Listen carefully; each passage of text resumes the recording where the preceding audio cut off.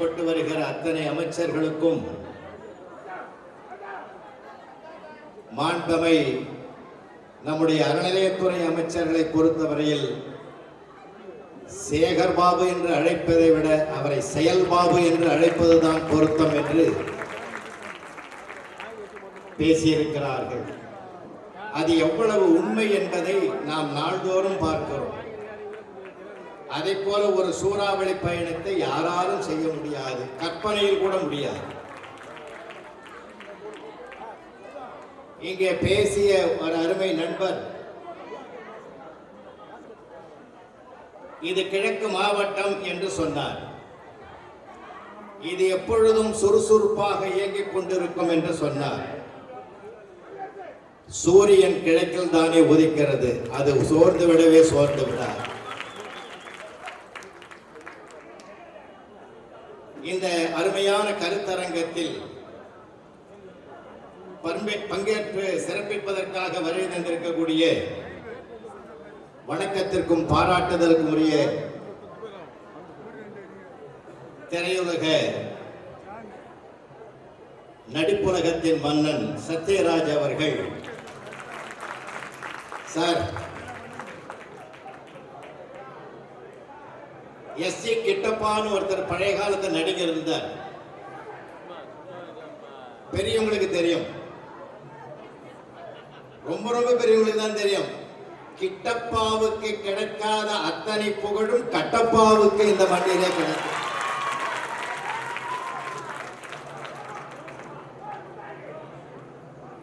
Sir, அந்த படத்தை நான் 10 முறையாவது பார்த்திருப்பேன். தெலுங்குலையும் பார்த்திருக்கிறேன், தமிழ்லையும் பார்த்திருக்கேன். எத்தனை முறை பார்த்தாலும் அவருடைய ஆக்ஷன் அத்தனையுமே திரும்ப திரும்ப பார்க்குவதற்கு சிறப்பாக, அது கத்தி எடுத்து வாழ் வீசிலும் சரி, குழந்தையின் பாதத்தை எடுத்து தலை மீது வைப்பதிலும் சரி, நான் அணுவாக ரசிப்பேன். அவர் தன்னுடைய உயரத்தை விட மக்கள் மனதிலே உயர்ந்திருக்கிறார். மாண்பமை அமைச்சர் அவர்கள் வருகை தருகிறார்கள். அவர்களை நம்முடைய விழாக்குழுவின் சார்பாக வருக வருக என்று வரவேற்பதிலே பெருமை அடைகிறோம்.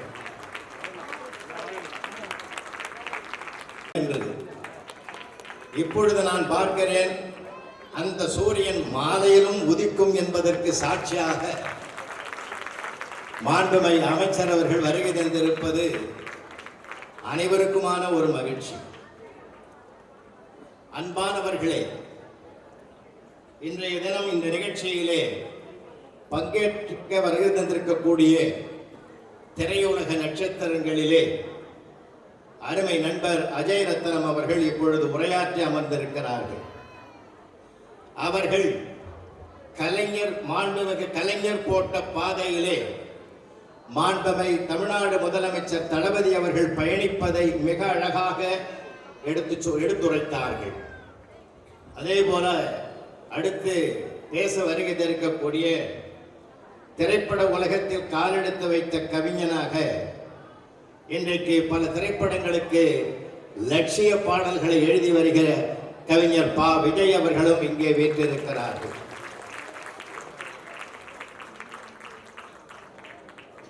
அருமை நண்பர் முரளி அவர்களுக்கும் மற்றும் அனைத்து நண்பர்களுக்குமாக அரங்கம் நிறைந்திருக்கக்கூடிய பெரியவர்களுக்கும் தாய்மார்களுக்கும் என்னுடைய அன்பு கலந்த வணக்கத்தை தெரிவித்துக் கொண்டு ஒரு சில வார்த்தைகள்.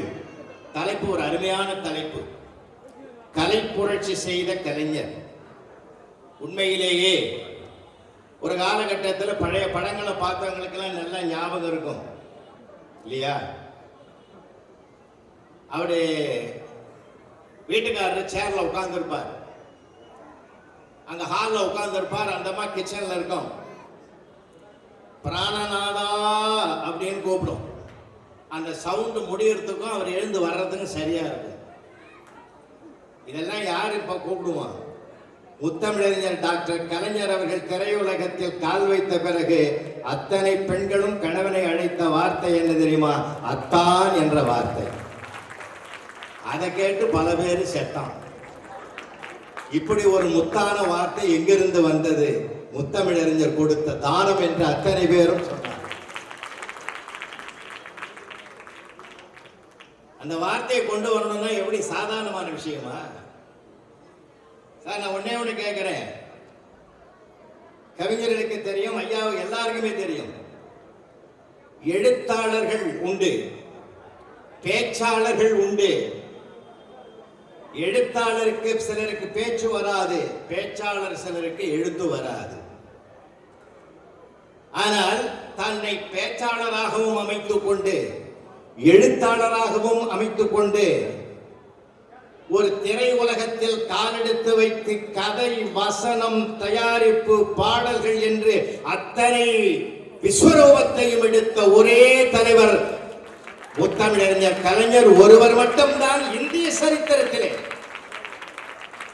இன்னும் சொல்ல போனால் இந்திய திரைப்பட உலகத்தை உலக திரைப்பட வரலாற்றில் இணைத்து எழுதுகிற எந்த கொம்பனாலும் முத்தமிழறிஞர் கலைஞர் அவர்களை விட்டு விட்டு எழுதவே முடியாது. குறிப்பாக இந்த பராசக்தி படம் பார்த்து வந்த பிறகு பலருக்கு வராத சக்தியும் வந்ததையா உடம்புல. என்ன வசனம் தெரியுமா? அது யாராலையும் மறக்க முடியுமா? அம்பாள் என்றைக்கடா பேசினாள். இந்த புரட்சிகரமான வசனத்தை இப்ப நாம பேசலாம். ஆனால் அந்த காலகட்டத்தில் அந்த வசனத்தை பேசுவது என்பது, எழுதுவது என்பது சாதாரண சரித்திரம் அல்ல. அப்படிப்பட்ட ஒரு கொடுங்காலத்திலேயே அன்னை தமிழுக்கு ஒரு வலிமை சேர்த்த ஒரு அழகு முத்தமிழறிஞருடைய பேனாவுக்கு கிடைத்த பெருமை என்பதை இந்த மன்றத்திலே தெரிவிப்பதிலே மகிழ்ச்சி அடைகிறேன். பல படங்கள் எப்படி போனது தெரியுமா? ஓடிச்சு தெரியுமா? 100 நாள் பாட்டுக்காக ஓடிய படம் உண்டு, கதைக்காக ஓடிய படம் உண்டு. ஆனால் வசனத்துக்காக மட்டும் ஓடிய படம் என்று கலைஞர் அவர்கள் தான் அதை உருவாக்கி தந்திருக்கிறார். சினிமா கொட்டா விட்டு வெளியில வந்தவனே பார்த்தா பாட்டு புஸ்தகம் வைப்பான். எங்க ஊர்ல அனந்தபுரத்துல குமரன் டாக்கீஸ்ல வெளியில வந்த உடனே பாட்டு புஸ்தகம் வாங்கினாள் நானு. அப்ப பாட்டு புஸ்தகம் வைப்பான். ஆனால் அடுத்த அதை முறியடித்து வசன புத்தகத்தையும் வாங்க வைத்த பெருமை முத்தமிழறிஞர் டாக்டர் கலைஞர் அவர்களுக்கு தான் சாரும் என்றால் இதுதான் புரட்சி. இதுதான் சார் புரட்சி. சாதாரணமான விஷயம் இல்லை. ஒரு பராசக்தி படத்தினுடைய விமர்சனம் வந்தது. அப்ப இருந்த தினமணி கதிர்ல என்ன எழுதுனாங்க தெரியுமா? இன்னும் ஒரு பெரிய வேடிக்கை பாருங்க. முத்தமிழறிஞரை பார்த்த அத்தனை பேரும் மெய்சிலிர்த்து போனதற்கு என்ன காரணம், வியப்பதற்கு என்ன காரணம் தெரியுமா? திரையுலக நட்சத்திரங்களுக்கு மத்தியிலே சொல்றேன், அன்பானவர்களே, நாத்திகம் பேசிய படத்திற்கு பராசக்தி என்று பெயர் வைத்த தைரியம், ஒரு பெருமை அவரை தவிர யாருக்கும் இல்லை. முழுக்க முழுக்க நாத்திகம் சார். ஆனா படத்துக்கு பேர் பராசக்தி. விமர்சனம் செய்த தினமணி கதிர் என்ன எழுதியது தெரியுமா? கருணாநிதி வசவு பரபிரம்மம் எழுதினான். வசனம் இல்ல, கருணாநிதி வசவுன்னு எழுதினான் சார். வசனம் என்பதைய கருணாநிதி வசவு பரபிரம்மம் எழுதினான். அதை படிச்சாரு முத்தமிழறிஞர், பார்த்தாரு, சிரிச்சாரு. அடுத்த படத்துக்கு பரபிரம்மன்னு பேர் வச்சாரு சார். அதையே ஏணிப்படியாக மாத்தினார் பார்த்தீங்களா? அதுதாங்க புரட்சி. இப்படி சொல்லிட்டானே அவர் மூளையில் முடங்கி விடவில்லை. பராசக்தி படம் பார்த்தவங்களுக்கு நிறைய பேருக்கு தெரியும். இன்னும் அந்த படத்துக்கு என்ன பெருமை தெரியுமா? உலகத்திலேயே ஒரு மாபெரும் நடிகன் செவாலியர் சிவாஜி கணேசனை தந்த படம் பராசக்தி. அந்த வசனம் பேசினதுனால தான் அவரு உயரத்துக்கு வந்தார். எவ்வளவு பெரிய விஷயம். அவரே சாதாரணமான எளிமையான இடத்திலிருந்து ஏற்றத்தை தருகிறவர்.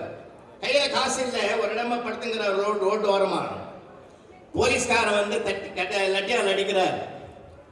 தூங்குறவனை எழுப்புறார். சிவாஜி கணேசன் எழுந்த உடனே அவர் கேட்கிறார் போலீஸ்காரர், என்ன எம்டி பாக்கெட்டா? இல்ல, நல்ல வசனம்.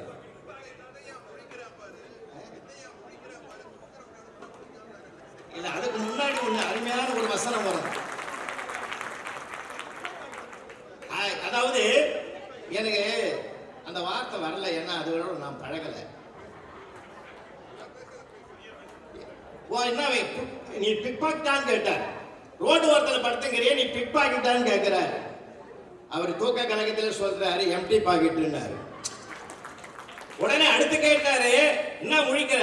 தூக்கத்துல எழுந்து உட்கார வச்சு கேள்வி கேட்டா முழிக்காம என்னைய செய்வான். இந்த மாதிரி எளிமையான வசனைகள் ஒரு ஏழைகளின் மத்தியிலே எப்படி இருக்கிறது என்கிறதை எடுத்து காட்டிய ஒரு சிறப்பு. அதுதான் சார் அன்றைய திரைப்பட உலகத்தினுடைய புரட்சி. அதுக்கு பிறகுதான் அத்தனை புரட்சிகளும் உள்ள நுழையுது. ரங்கூன்ல போய் நாடகம் நடத்திட்டு சிவாஜி கணேசன் எல்லாமே திரும்பி வராங்க கார்ல வரும்போது தமிழ்நாட்டு எல்லைக்கு வராங்க சார். எல்லைக்கு வருகிற போது அன்றைய காலகட்டத்தில் தமிழ்நாடு எப்படி இருந்தது என்பதற்கு விவரமாக ஒரு கதையை எழுதாமல் ஒற்றை வார்த்தையில் சொல்லிவிட்டார். என்ன வார்த்தை தெரியுமா? தமிழ்நாட்டின் எல்லை வந்து விட்டதா? ஏன் அம்மா தாயே பிச்சை போடுன்னு எல்லாம் கேட்டானா. அந்த வார்த்தையை கேட்ட உடனே எழுதுறாரு, தமிழ்நாட்டின் எல்லை வந்து விட்டதான்னு கேட்கிற போது ஒற்றை வார்த்தைகளிலே ஒரு தொடரிலேயே தன்னுடைய நாட்டையும் வாழ்க்கையையும் சித்தரித்து காட்டிய வசனகர்த்தா அவரை விட யாராலும் வாய்க்க முடியாது. எவ்வளவு பெரிய விஷயம் சார். உலகத்திலே மகிழ்ச்சியாக இருக்க வேண்டிய வரிகளை எத்தனை தெரியுமா? நான் சிலதை மட்டும் குறிப்பிட்டேன், நேரத்தை அருமை கருது. எங்கள் தங்கம் படம் உங்களுக்கு எல்லாரும் தெரிஞ்சிருந்தால் நான் நினைவுபடுத்துறேன். எங்கள் தங்கம் படத்திற்கு கவிஞர் வாலி அவர்கள் புரட்சி தலைவர் எம்ஜிஆருக்கு பாட்டு எழுதுறார். முதல் வரி வந்துட்டு, நான் அளவோடு ரசிப்பவன் எழுதினார். அடுத்த வரி வரல. என்ன கவிஞர் வர போறாரு, அவங்களுக்கு தான் கற்பனை ஊற்றெடுக்கும், சில நேரத்தில் பிரேக் ஆகும். வரல, அப்படியே உட்கார்ந்துங்கிறார். முத்தமிழறிஞர் டாக்டர் கலைஞர் உள்ளே இருந்து வெளியே வந்தவர், என்ன வாரி, என்ன யோசிக்கிற, எழுதுறியா? ஆமாங்கய்யா. என்ன எழுதுனேன்? நான் அளவோடு ரசிப்பவன் எழுதினேன்.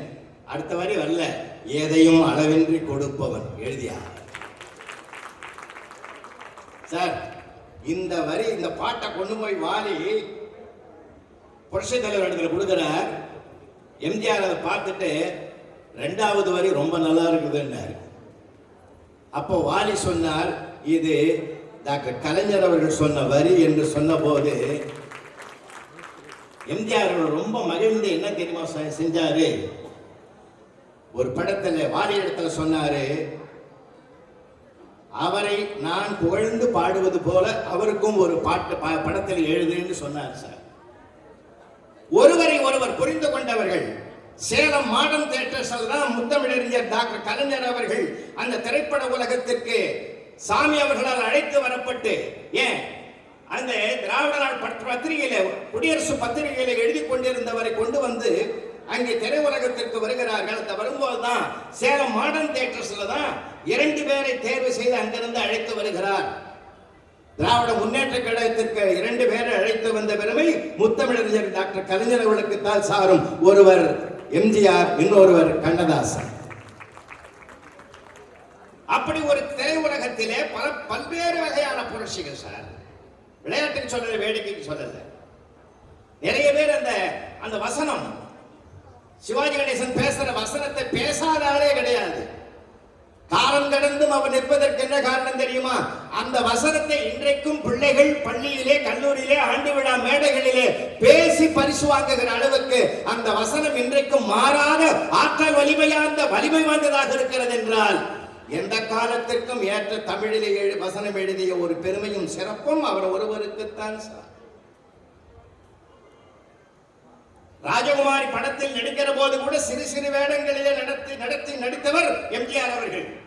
ஆனால் மந்திரகுமாரி படத்தில் தான் அவருக்கு முழு கதாநாயகனாக நடிக்கக்கூடிய வாய்ப்பு, அந்த மந்திரகுமாரியை முழுமையாக படைத்த பெருமை முத்தமிழறிஞர் டாக்டர் கலைஞர் அவர்களுக்குத்தான் சார். அதுக்கு பிறகுதான் அவர் கொஞ்சம் பிரகாசமா வரார் திரையுலகத்திலேயே.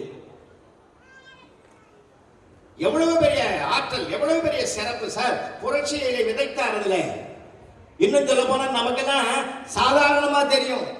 திரையுலகத்துல சாதனை பண்ண என்ன, எவ்வளவு சாதனை பண்ணாங்க தெரியுமா? ஒரு சின்ன பாட்டு அப்பதான் கேலி பண்ணான், கிண்டல் பண்ணான். கூந்தல் கருப்பு, குங்குமம் சிவப்புன்னு ஒரு பாட்டு, பழைய பாட்டு இருக்கு தெரியுமா? கூந்தல் கருப்பு, குங்குமம் சிவப்பு. டேய், பாட்டுக்கு எழுதனாது மேல தலை மேல பார்த்தா கருப்பு கூந்தல், கீழே பார்த்தா குங்குமம் பொட்டு குங்குமம், மேலே கருப்பும் கீழே சிவப்பும் உடைய திராவிட முன்னேற்ற கழகத்தின் கொடியினுடைய வண்ணம் என்று அன்னைக்கே சின்ன வார்த்தைகளை கொண்டு வந்து திரையில சின்னத்து பெரிய திரையில வச்சாங்க சார். முத்தமிழறிஞர் டாக்டர் கலைஞர் தன் கையில் எடுத்துக்கொண்ட ஆயுதம் எது என்று தெரியுமா? எழுத்தை கையில் எடுத்தார், காகிதங்களே அவருக்கு ஆயுதமாக மாறியது. அதிசயமான ஒரு வாழது. அதை வைத்து தான் திராவிட இயக்கத்தினுடைய அத்தனை கருத்துக்களையும் புரட்சியையும் அதன் திரையுலகத்திலே புகுத்தினார். கடைக்கோடி மனிதனுக்கும் போய் சேரக்கூடிய அளவுக்கு தன் வசனத்தின் மூலமாக அந்த உயர்வையும் தாழ்வையும் சித்தரித்து காட்டி அத்தனைக்கும் மாற்றத்தை உருவாக்கிய பெருமை முத்தமிழறிஞர் டாக்டர் கலைஞர் அவர்கள் செய்த திரையுலக புரட்சி என்பதை இந்த மன்றத்திலே சொல்வதிலே நான் பெருமை அடைகிறேன். அன்பானவர்களே, வடக்கிலே ஒரு மாபெரும் புரட்சியாளர் அண்ணல் அம்பேத்கர், தெற்கிலே ஒரு மாபெரும் புரட்சியாளர் தந்தை பெரியார். இவர்களுடைய கருத்துக்களை எல்லாம் திரையுலகத்தில், இன்னும் சொல்ல போனால் சமூக நீதி கொள்கை, சுயமரியாதை கொள்கை அத்தனையும் திரையுலகத்திலே கொண்டு வந்து வசனங்கள் வாயிலாகவும் பாடல்கள் வாயிலாகவும் கதையின் வாயிலாகவும் விரையாக்கி மக்களுடைய மனதிலே விதைத்தவர் முத்தமிழறிஞர் டாக்டர் கலைஞர் அவர்கள். ஒவ்வொருவரும் திரைக்கொட்டகையை விட்டு வெளியிலே வந்தால் சிந்திக்க தொடங்கினார். அந்த சிந்தனை தான் சார். ஏதோ பார்த்தோம் புராண படங்கள், மன்னர்களை பற்றிய படங்கள், கற்பனை கதைகள் எல்லாம் படங்களாக்கப்பட்ட அந்த காலகட்டத்தில் ஒரு புரட்சி கருத்துக்களை சிந்தனையிலே மனதிலே விதைத்த பெருமை, மனங்களை எல்லாம் நிலமாக்கிய பெருமை அவருக்குத்தான் உண்டு. வளமான சிந்தனைகளை அங்கே விதையாக விதைத்தார். அதனால் தான் இன்றைக்கு நாமெல்லாம் சுதந்திரமாக நாம் செயல்படுவதற்கும் ஒரு வாய்ப்பு. கடைக்கோடி மனிதனும் கையிலே கல்வியை கையில் எடுத்ததனால், ஒரு கையில் கல்வி ஒரு கையில் பொருளாதாரம் இரண்டையும் கையில் எடுத்துக்கொள் என்பதனால் தான் மாண்புமிகு தளபதி அவர்கள் காலை உணவு திட்டத்தையும் உலகத்திலேயே முதலாக அறிவிப்பு செய்து செயல்படுத்தி வருகிறார் என்றால் அதுதான் காலம் கடந்தும் முத்தமிழறிஞர் நிலைப்பதற்கு காரணம். பிரிட்டனிலே நடந்த ஒரு தேர்தலிலே, சென்ற ஆண்டு பிரிட்டனிலே நடந்த தேர்தலிலே தொழிலாளர் கட்சி வெற்றி பெற்றதற்கு என்ன காரணம் என்று செய்தித்தாளிலே எழுதியிருக்கிறார்கள். அவர்கள் ஒரு 3 திட்டத்தை நாங்கள் செயல்படுத்துவோம் என்று மக்களுக்கு பிரிட்டனிலே வாக்குறுதி கொடுத்திருக்கிறார்கள். என்ன திட்டம் தெரியுமா? முதல் திட்டம் காலை உணவு திட்டத்தை செயல்படுத்துவோம், எங்க பிரிட்டன்ல. இரண்டாவது திட்டம் கலைஞர் அவருடைய வீடு கட்டும் திட்டத்தை செயல்படுத்துவோம். அப்போ இந்த திட்டங்களை செயல்படுத்துவதற்கு தமிழ்நாடு இந்தியாவுக்கு மட்டுமல்ல உலகத்திற்கே வழிகாட்டுகிற தகுதி பெற்ற நாடு. யாரும் ஊரே யாவரும் கேளீர் என்ற புதிய சகாப்தத்தை நாம் இப்பொழுது கண்டு கொண்டிருக்கிறோம் என்று சொன்னார். அப்படிப்பட்ட ஒரு பாதையை அன்றைக்கு அமைத்து கொடுத்த பெருமை தந்தை பெரியார் அவர்கள். மனிதனுடைய சுயமரியாதைக்கும் மனிதனுடைய தன்மானத்துக்கும் எதையெல்லாம் அவனுக்கு விதையாக்கி அவனை மாற்ற வேண்டும் என்று நினைத்தாரோ அதை மனமாற்றத்தால் செய்ய முடியாது, அதை சட்டத்தால் மட்டும்தான் சாதிக்க முடியும் என்று சொல்லி அம்பேத்கர் கூட கருவறைக்குள் நுழைகிற போராட்டத்தை கையில் எடுத்தார். ஆனால் மாண்புமிகு நம்முடைய முத்தமிழ் அறிஞர் தான் அனைவரும் அர்ச்சகராகலாம் என்கின்ற சட்டத்தை சட்டமன்றத்திலே கொண்டு வந்து செயல்படுத்துவதற்கு காரணகர்த்தாவாக இருந்தார் என்றார். பெண்களுக்கு சொத்துரிமை வேண்டும் என்று என்றால் அம்பேத்கர் ஆசைப்பட்டார். அதை சட்டமாக்கி சாதித்த பெருமை முத்தமிழறிஞர் டாக்டர் கலைஞர் அவர்களுக்குத்தான். நினைத்து ஏராளமாக சொல்லிக் கொண்டே போகலாம். இப்படி எத்தனை திரைப்படங்கள். ஆனால் ஒரே ஒரு வேதனை தெரியுமா? இப்படி இருந்த உயர்ந்த இடத்தில் பெற்றிருந்த காலத்தில் கூட அபிமன்யு என்ற திரைப்படத்திற்கு தான் எழுதிய அந்த வசனத்தை தன்னுடைய குடும்பத்தோடு போய் பார்ப்பதற்கு உட்கார்ந்தார். வசனம் என்ற இடத்திலே அவருடைய பெயர் இடம்பெறவில்லை. எவ்வளவு இருட்டடிப்பு நடந்தது. ஆனால் அவர் வேதனைப்படவில்லை. அப்பொழுது அப்படியே மனதில் வைத்துக் கொண்டு வெளியேறினார். திரை உலகத்திலிருந்து தன்னை வெளியேற்றிக் கொண்டார். ஒரு காலத்தில் யாரெல்லாம் அவர்களுக்கு எதிர்ப்பாக அவர்களே அவரை வரவழைத்து, உங்கள் வசனம் இருந்தால்தான் எங்கள் படமே ஓடும், அதனால் வாருங்கள் என்று அவரை மீண்டும் வரவேற்பு கொடுத்து மறுபடியும் திரையுலகத்தில் பிரவேசிக்க வைத்தார்கள் என்றால் சிந்தித்து பார்க்க வேண்டும். பெண்ணிய சிந்தனையை விதைத்தார் இல்லையா? இம்மென்றால் சிறைவாசம், ஏனென்றால் வனவாசம் என்ற நாட்டில் மட்டுமல்ல, சமுதாயத்தில் பெண்களுக்கும் அந்த நிலைமை இருந்தது. அடக்கப்பட்டு ஒடுக்கப்பட்டு இருந்த பெண்கள் எல்லாம் பேசுகிற ஆற்றல், ஏன், எதற்கு, எப்படி, எப்போது, எங்கு, யாரால் என்று சிந்தித்து வெளிப்படுத்துகிற கேள்விகளை கேட்கிற அளவுக்கு பெண்ணுக்கு ஒரு சிந்தனை வளத்தை கொடுத்தார். அது இன்றைக்கும் வளர்ந்திருக்கிறது. அன்னைக்கு ஒரு அம்மா சொல்லுது, ஏங்க சொர்க்கம் நரகம்னு சொல்றானுங்களே, அது நிஜமானு கேட்டது. ஆமாண்டி செல்லம், இருக்கு. சொர்க்கம்னா நாம 2 பேரும் ஒன்னா போற இடமா மாமான்னு? இல்லடி தங்கம், மாமா மட்டும் போற இடத்துக்கு தான் சொர்க்கம்னு பேர். அப்படின்னா அங்க என்ன எப்படி பண்ணுவாங்க? மாமா சொர்க்கத்துக்குள்ள போனோம்னா ரம்பா, ஊர்வசி, மேனகா, திலோத்தமை, பேர் அழகிகள்லாம் மாமா கையை பிடிச்சி உள்ள கூட்டி போவாங்க. அப்ப நரகம் அங்கேயா? நீ அங்கதான் போவ, ஒரு கருப்பு குரங்கு வந்து உன்னை கை பிடிச்சி கூட்டி போவோம். அந்த அம்மா சொல்லிச்சு, போங்க மாமா, உங்களுக்கு மட்டும் இங்கேயும் அழகி அங்கேயும் அழகி, எனக்கு மட்டும் இங்கேயும்.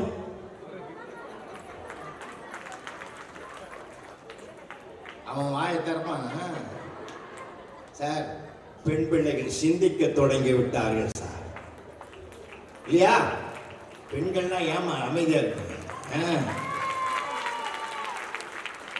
பெண்ணிய பட்டங்கள் ஆழ்வதும் சட்டங்கள் செய்வதும் பாரினை பெண்கள் நடத்த வந்தோம், 8 அறிவினில் ஆணுக்கு பெண் இழப்பில்லை தான் என்று கும்மியடி என்று வாழ்கிற பொற்காலம் இது. கல்லூரி வாசல் கனவாகி விடுமோ என்று தத்தளித்த பெண்களுக்கு கையிலே மாதம் 1000 ரூபாய் கொடுத்து, படி, தலைவாரி பூச்சூடி, உன்னை பாடசாலைக்கு போ என்று சொன்னால் உன் அன்னை, இன்றைக்கு முதல்வர் உன்னை அனுப்பி வைக்கிறார்.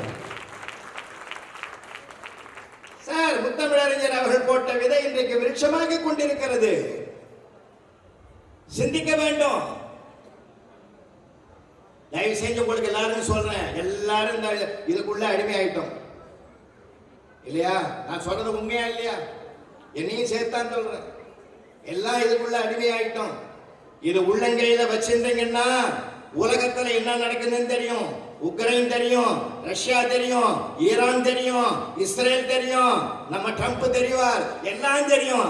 உள்ளங்கையில் வைத்திருந்தால் உலகம் தெரியும். இதை கீழே வச்சீங்கன்னா தான் உங்களை சுத்தி என்ன நடக்குதுன்னு தெரியும். உண்மையா இல்லையா?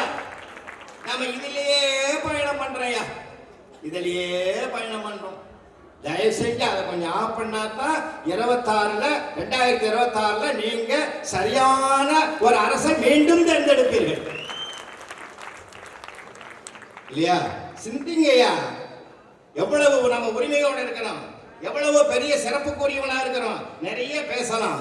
திருக்குறளை கொண்டு வந்து திரைப்படத்துல பேசுறவரியா நம்முடைய முத்தமிழ் அறிஞர். திருக்குறளை மறவாதே, திசை மாறி போகாதே, காஜல் ஓடம் என்ற பாட்டில் அரணெனப்பட்டதே இல்வாழ்க்கை என்று கொண்டு வந்த பெருமை குறளை கொண்டு வந்து திரைப்படத்திலே புகுத்தி சாதாரண குப்பனுக்கும் சுப்பனுக்கும் கூட திருக்குறளை படிக்க வேண்டும் என்ற எண்ணத்தை தூண்டிய பெருமையும் சிறப்பும் நம்முடைய முத்தமிழ் அறிஞர் டாக்டர் கலைஞர் அவர்கள் தந்த கொடை. அந்த கொடைக்கு நாம் நன்றி செலுத்துகிற நேரம் 2026.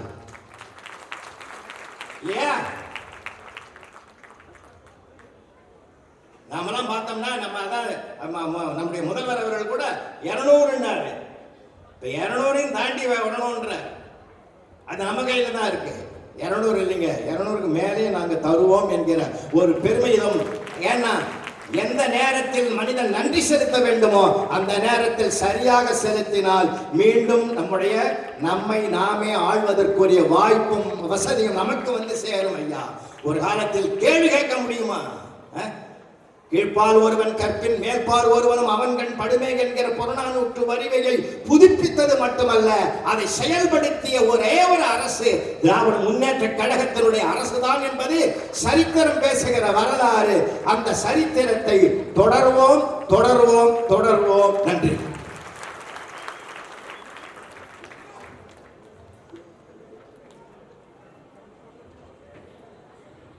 அடுத்ததாக அண்ணன் கவிஞர் பா விஜய் அவர்கள் உரையாற்றுவார்.